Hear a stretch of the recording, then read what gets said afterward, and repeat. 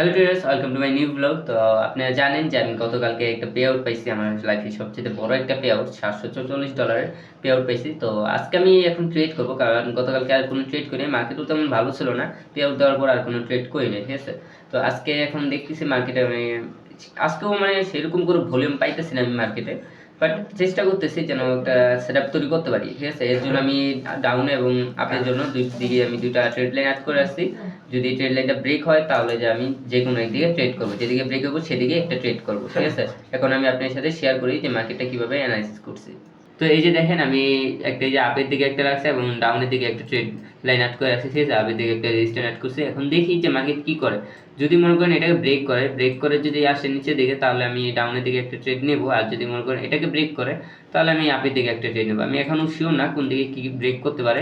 But দেখেন গতকালকে যে মার্কেটে দেখেন মার্কেট পুরো একটা রেঞ্জের ভিতর আটকে ছিল। এই দেখেন পুরো একটা রেঞ্জের ভিতর আটকে ছিল।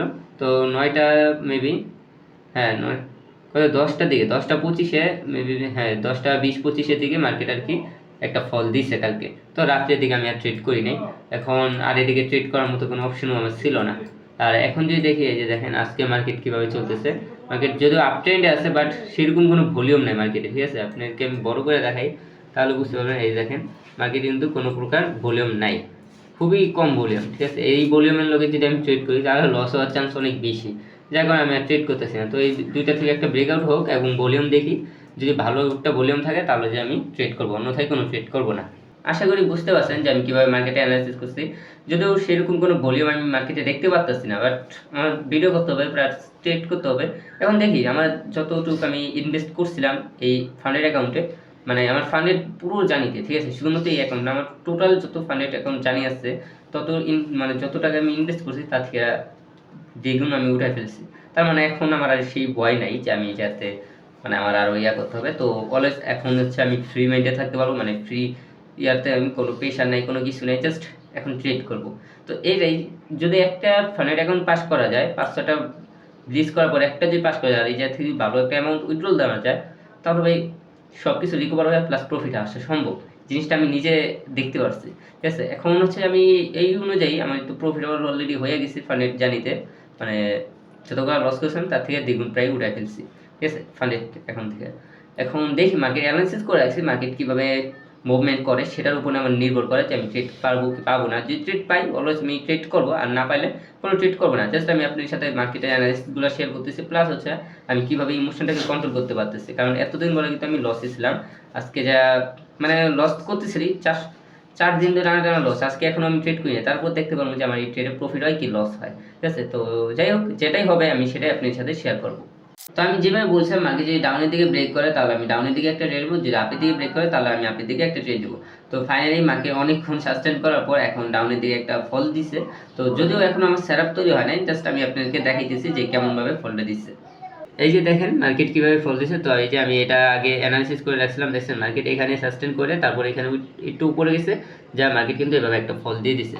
তো এখন যেহেতু ফলটা দিছে, তো এখন এটা হতে পারে মার্কেট এই জায়গায় লাস্ট একটা সুইং বানিয়েছিল, তাহলে আমার এভাবে হতে পারে। যদি মার্কেট এই 0.5 লেভেলে একটা সাপোর্ট নেয়, ঠিক আছে, একটা রেজিস্ট্যান্স ক্যান্ডেল ক্রিয়েট করে, তাহলে কিন্তু আমি একটা ট্রেড নিতে পারবো।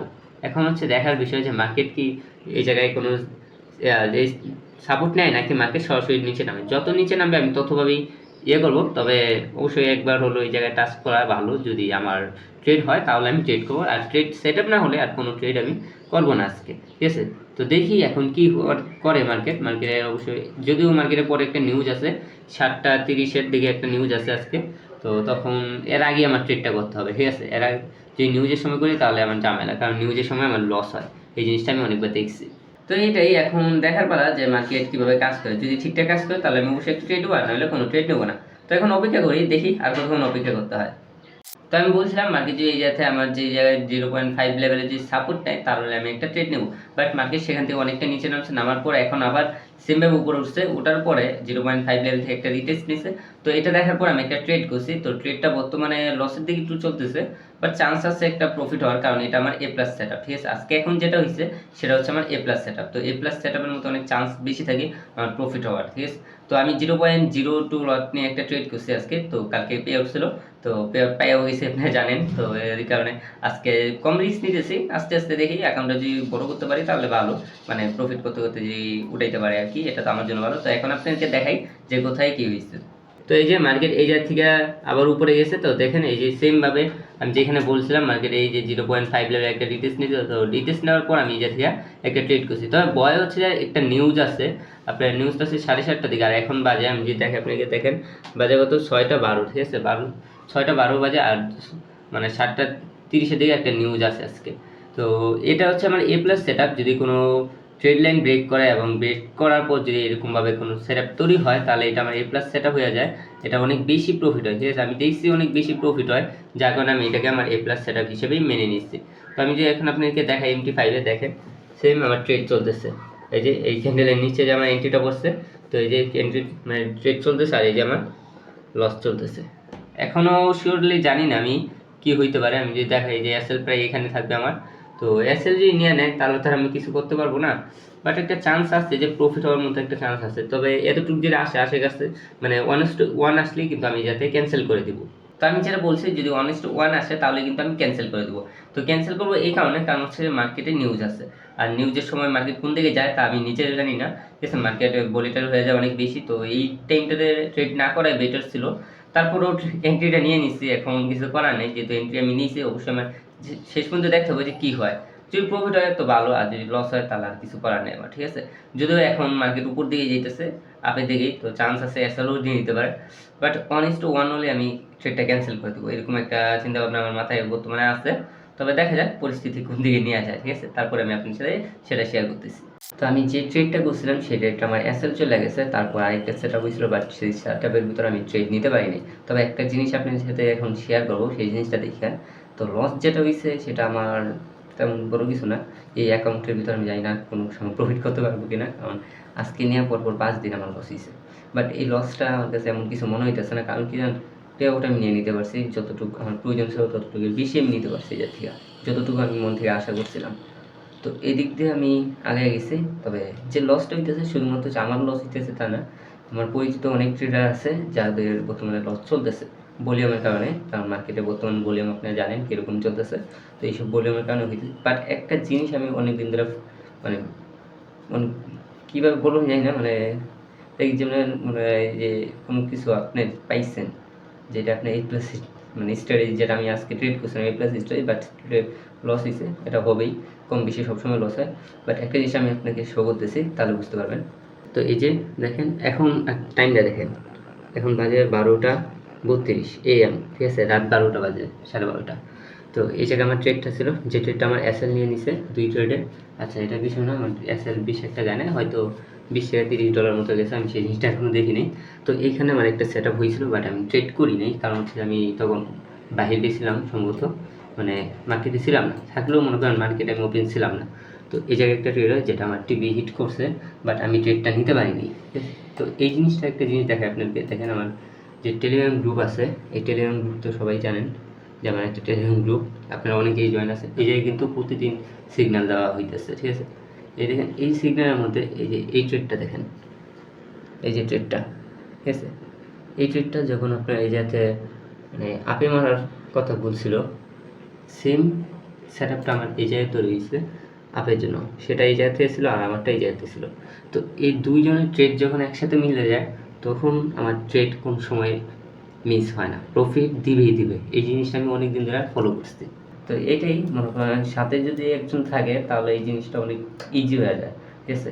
এখন আমার সাথে একজন আছে যে আপনারা তো জানেনই, সে 1:5 ফিক্সড ওয়ার্ডে কাজ করে, তো তার সেই কিন্তু এখন বর্তমানে আমার গ্রুপে সিগন্যাল দিতেছে, আমি দিই না, কারণ হচ্ছে আমার স্ট্র্যাটেজি অনুযায়ী এখন বর্তমানে অনেক বাজে খারাপ মানে বাজে দিন চলতেছে আমার স্ট্র্যাটেজি, যে কারণে আমি আর এগুলো শো করি না।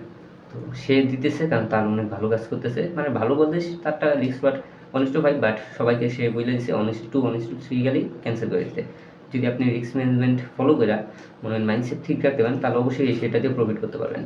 ঠিক আছে, তবে আমি তারটা ফলো করি না এই কারণে, কারণ হচ্ছে আমি আমার স্ট্র্যাটেজি নিয়ে কাজ করতে চাইতেছি, এই কারণে আমি ওটা ফলো করি না। তবে একটা জিনিস অনেকদিন ধরে ফলো করতেছি, সেটা হচ্ছে ওর স্ট্র্যাটেজি মানে ওর সেট আপের মাঝখানে যদি আমার সেট আপ হয় সেটা কিন্তু আমার প্রফিট হয়ে যায়।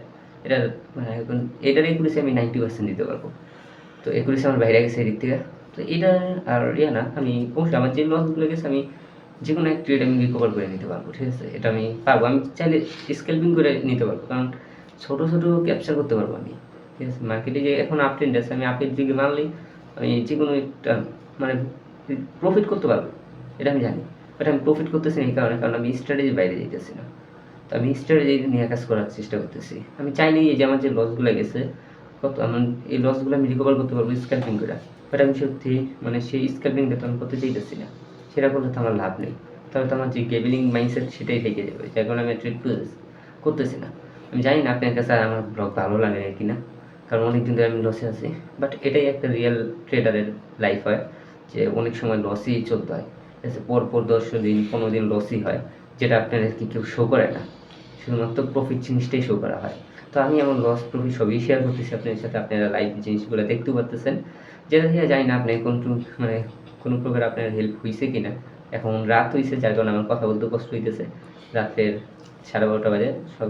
সেই সময়গুলোতে কিন্তু আমরা আর কথা বলতে হয় না, কারণ গলার মধ্যে আটকে যায়, যেহেতু এখন আবার ঠান্ডার দিন। তো যাই হোক, আজকের ভিডিওটা কেমন লাগছে অবশ্যই কমেন্টে জানাবেন। আর যারা টেলিগ্রামে এখনও জয়েন হয় নাই, টেলিগ্রামে জয়েন হতে পারেন, সেই সিগন্যালগুলো ফলো করতে পারেন, সেগুলো ফলো করলেও আপনি অনেক ভালো একটা প্রফিট করতে পারবেন। আর যারা চ্যানেলে নতুন আছেন অবশ্যই চ্যানেলটাকে সাবস্ক্রাইব করে দেবেন। দেখা হবে আমাদের নেক্সট ভিডিওতে।